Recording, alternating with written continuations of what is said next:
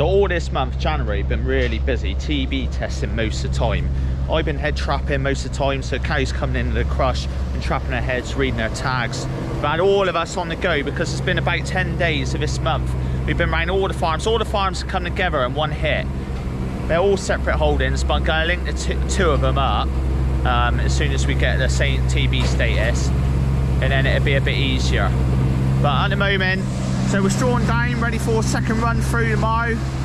Friday tomorrow, so we're going to run them through. So we're strawing all down today, so it's nice and ready for the vet tomorrow. There's Toby putting a bit of straw in. He's already swept these out, and he's going to put straw in there in a minute, and if these dry cows. This weather's a lot better because it's drier. Even though there's like, this is all under one cover here, so we don't get no rain in there, it's relatively good. But still, when you get a lot of rain, like the torrential rain we've been getting, in the moisture, it's just wetter and horrible in the sheds. But now it's dried out, this is a lot better for them, see? So that lasts a lot longer. The straw's nice and wiry too. Right, he's the straw den down, he's going to drive out here now. He's going to reverse out round here. Hopefully he doesn't drive into my truck. Pick some of these bells out. He's going to pick one up. Get in the back of the shed now on the straw. I'll start buying some in for long. So we've got some 4-stringers left over. 1 6-stringer there.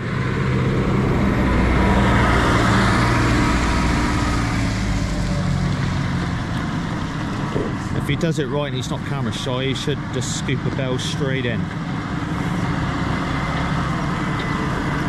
He's going for the middle one.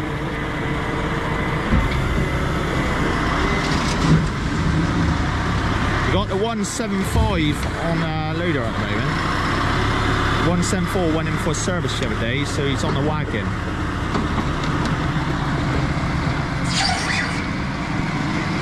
Right, he's going to come over here. I'm going to get my knife ready, and I'm going to cut the strings out, and then he'll go in and straw out. I've literally just turned out, so he has been doing it on his own for a bit, but this is speed the whole thing up now. Now I'm outside cutting the strings off. The dry cows are next. I've just cut the strings on that bell. Take all the strings in our grain store here. Chuck them in this big pile, and someone will come and get that in the spring, I expect. So we've got 2 grain stores here, 2 big doors. Got 1 load of fertiliser in there, and we've got another load coming this afternoon. And that'll probably sort us out for the spring. We get a lot of muck on. We've got 12 bags left over from last year too, what is unheard of. We never have fertiliser left over, but this year we have.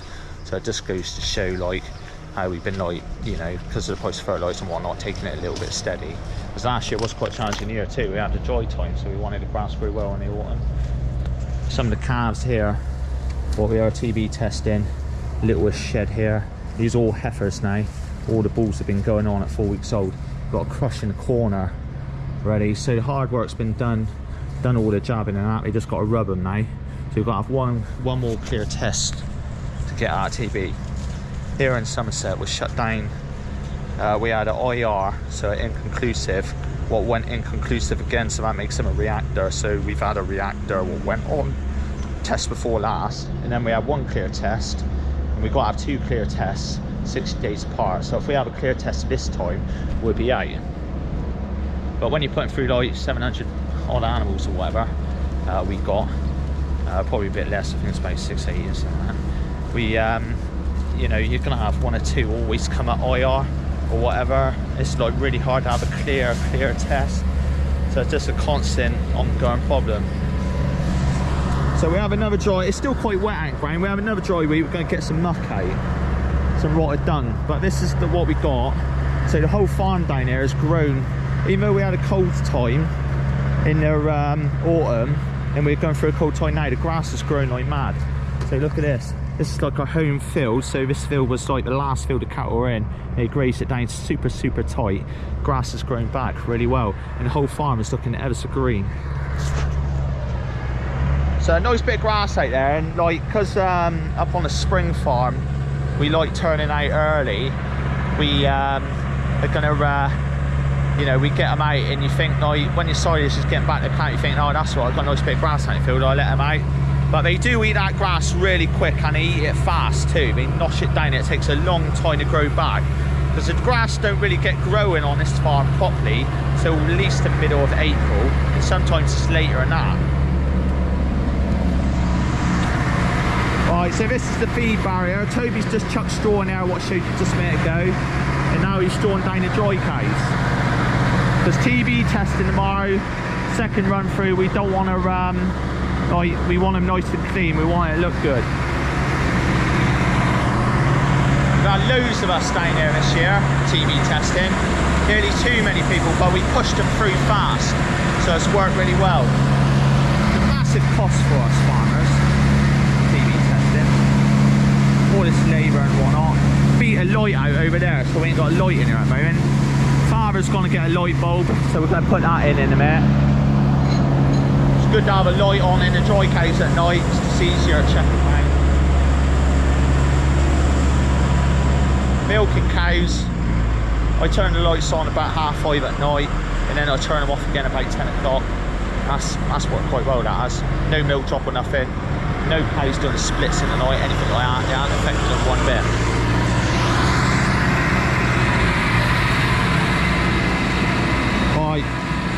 So he's going to scoop up that last bell, and then I'm going to cut the string, so he's going to chuck that in. Then we're going to go up the dairy farm, and then out by the parlour we're going to put a lot of straw around the sheds out there and the calves, and then we're pretty much done.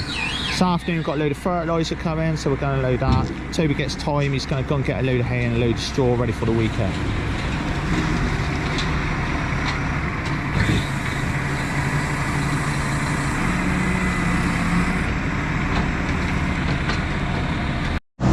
Last bell, here we go.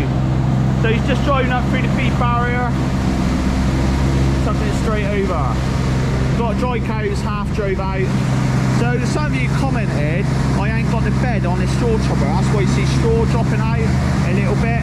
That's because we kept blocking out with shingle all the time coming out through the straw. Now we get no trouble. And then the problem is, when that bed blocks up with shingle, you carry on because you don't notice it, and then it joints the bed out.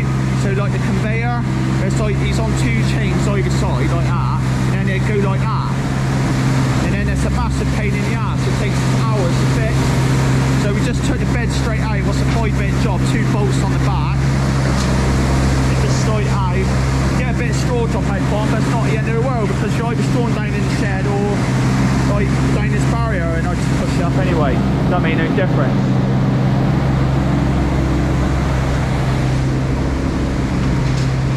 So we're going to have a clean out for long in these sheds. It's starting to get a little bit bigger. We're filling up with muck everywhere, but we've been waiting for a dry time to get the muck out. And this week's been dry, but it's still wet because we've had a colossal amount of rain last weekend. So next week, if it's dry, I say Thursday, Friday next week, we'll be able to get out on the ground. Spread the work. We only have like 2 spreaders in, and do all day, like do 8 in the morning, 8 at night, and we should like shift it because we ain't got to travel too far. And then they go like, if worse comes to worse, we might shift a few gables up, but it shouldn't be too bad. We're getting them spread out and whatnot. And then just a fine spread over grass ground, because we're gonna have another lot of deep dirt shit after this. What we're put on, like, you know, the maize ground and the corn ground, stuff like that. But at the moment, we're probably, yeah, we probably will put this on the, like, just light spread on grass ground, like old meadowy stuff, what ain't gonna get going that fast in spring. Won't do it on no like grass what's gonna get going quick in the spring, because you turf the cows out on it and have all this bloody rotted dung roll rattling down in the middle. So like you like your old pasture stuff, what you make hay of when you get to June or whatever, or you turf like, you know, like a 10-acre field where you turf about 8 animals out on, because that ain't gonna grow a lot, that sort of grind. And we have got a bit of that up at the top of the farm there. We've got about 60 acres. It's got quite a few trees in it. It used to be like woodland ground back in the day, like when I say back in the day, about 100 years ago. But we've got fine spread over a whole lot of that, and then like that go down in. It's getting like, now's the time, like January, you want to spread your muck, or really between Christmas and New Year is the best time to get it on and go down it. Any later, you don't really want to put on grass ground. You want to get up on your maize stubble and all that, but we haven't got none of that this year. So yeah, we've got no like fallow ground this year. Just all grass or put all the maize grain back down the grass, and all the corn grain was underseeded with grass. So we've got to spray some fields off this spring, then lace them up with rotted dung, and then put it down. But we'll probably do peas and barley, or oats and veg or something like that.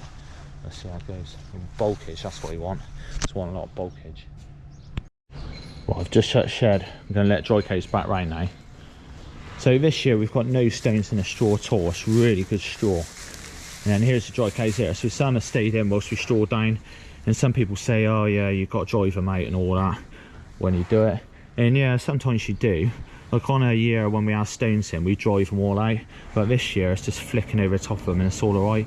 And all the animals are looking all alright.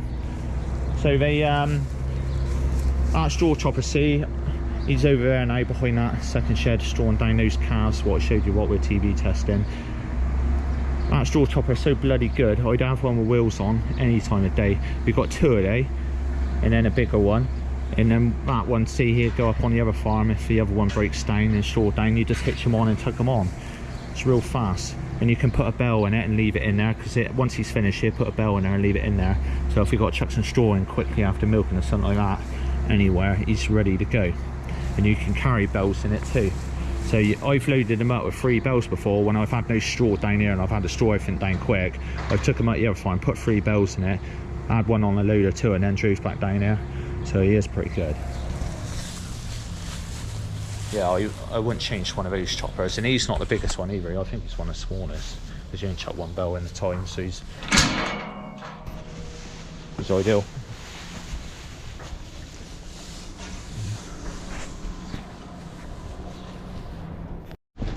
Right, so I'm back at the dairy unit at the moment, the all year round dairy unit. That's all year round dry cow dairy, for the dairy unit down there. Walking on round to our foot lifting crush. So we get the foot trimmer in once a month. He does between 35 and 40 animals. But we got our own foot lifting crush for like the serious ones and ones what are in between him coming.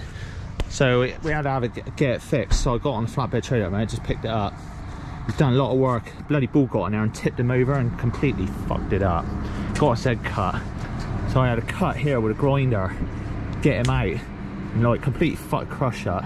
But we took him off and got it fixed. So I thought, well, so fix it for £1,000, say £5,000, wasn't it? And I got him to put a winch on the back. Was spot on. So I got battery here, got battery case put on, because this was a manual crush, no electrics. And then I said, oh, why don't you just put electric car winch on there? So that's what we got. Got a button here for up and down. Got the gates on the back. Got this new roller here, because they're both fucked that up. And then the gates here swing out and the cows go in. Nice and simple system it is. We have it outside, going out the parlour. So we drive the cow in the parlour and then it goes out the parlour and straight into there. And it comes in really handy for lifting the odd cow's foot now and again, usually in the summer when you get stones and whatnot.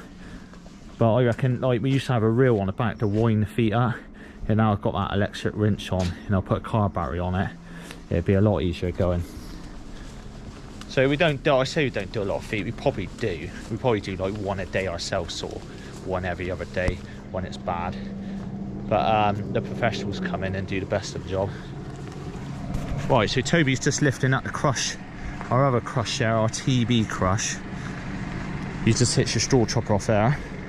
So our sand pit there, and a bit of straw for the cows, a bit of barley straw. Just picking up this crush, and we're going to take it down to the dry cows, because we're going to do the 8:30 tomorrow morning, first run through, second run through. Really frozen at the moment, it's like 0 degrees all day. You think on Sunday it was bloody pissing it down. Now it's gone completely opposite way. This crush weighs about a ton.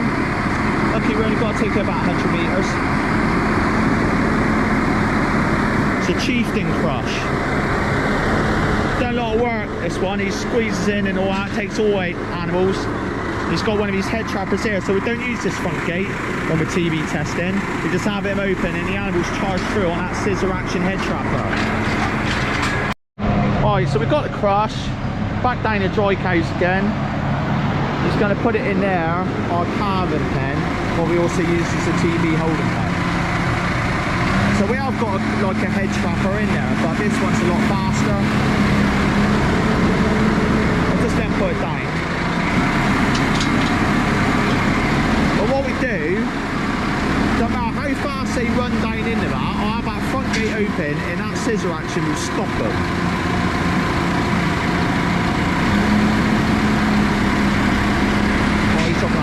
We're going to do these first tomorrow morning, 8:30 start. They'll all come out, they go into there, then we run them into there, and then they dribble through them back to the shed. And then all the dry cows, but dry cows, because it's got so many, I think got about 90 sunt in there with the in-cow peppers. We got to do them in sections. So it'll be a good hour and a half down there if it all goes really fast. And then we'll do all the little calves up around the dairy unit, and then we'll do the milkers in the afternoon.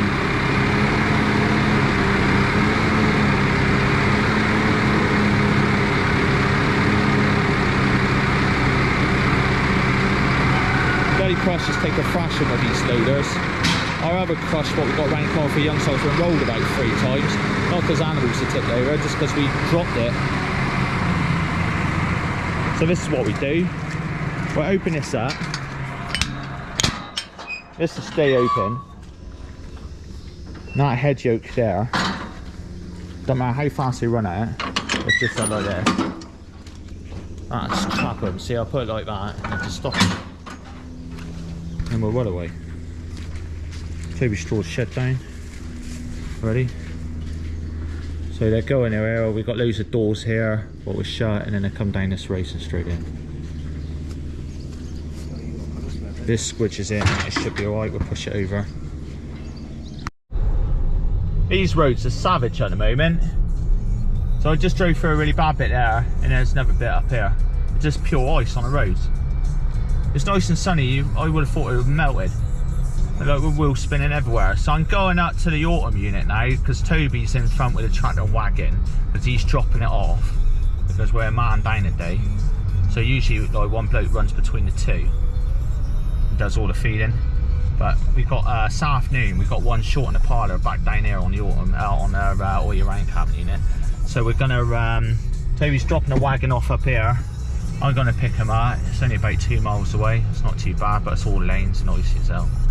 He's gonna drop that off there, and then we're done till tomorrow morning down here for feeding. Josh is gonna do all the feeding.